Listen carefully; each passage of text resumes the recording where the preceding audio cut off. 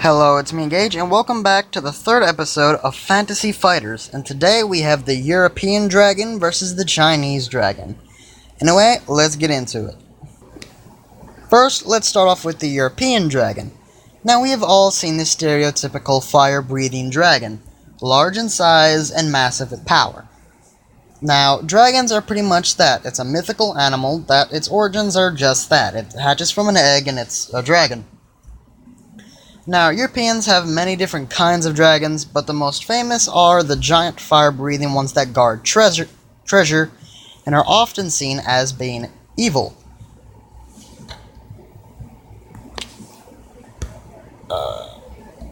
Dragons have many different abilities. The most iconic one is flight and the ability to breathe fire out of their mouth. They can fly at great speeds and are quite deadly.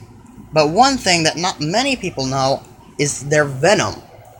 A lot of European dragons possess highly toxic venom, which can kill a man in seconds and even kill other dragons in seconds.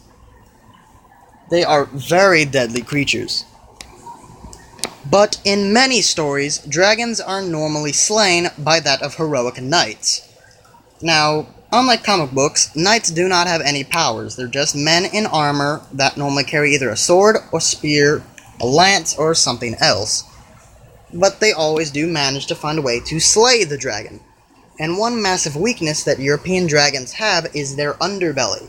Much like a crocodile or alligator, they have a set of skin underneath their chin that goes down to their body that is vulnerable to attack and is actually very soft, and is what most knights in stories would go for when they try to land a killing blow, as this is the easiest place to attack their heart or hit their intestines to cause internal bleeding.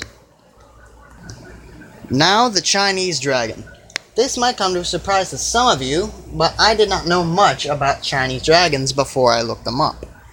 Chinese dragons are actually water gods in most stories, and have powers over rain, typhoons, floods, and many types of water. Some incarnations, very few though, can depict them breathing lightning or using the other elements as attacks, but for the most part they use water. They can fly without wings and are depicted to be immortal. They have massive amounts of strength and are prayed to by humans for good luck and strength. They can live underwater and are normally only seen in times of peace, and are always depicted as being, well, most of the time depicted as being pure and heroic and good, as they are prayed to. Now, a lot of their powers come from, well, they're basically gods. They're water gods. But with the knowledge, and no known weaknesses are really known about the Chinese dragons either. They're just, well, gods pretty much. No known weaknesses, really. They can grow old and they can wither away, but that's only in some stories. Other stories they'll live forever, and other things like that. And other than that, they have no known weaknesses at all. Now, with all that being said, for both creatures, who do I think would win should they clash?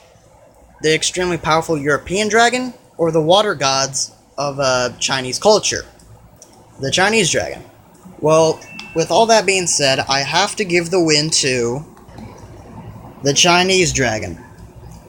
This was not a hard pick for me to decide who'd win. It's literally just a god versus a creature.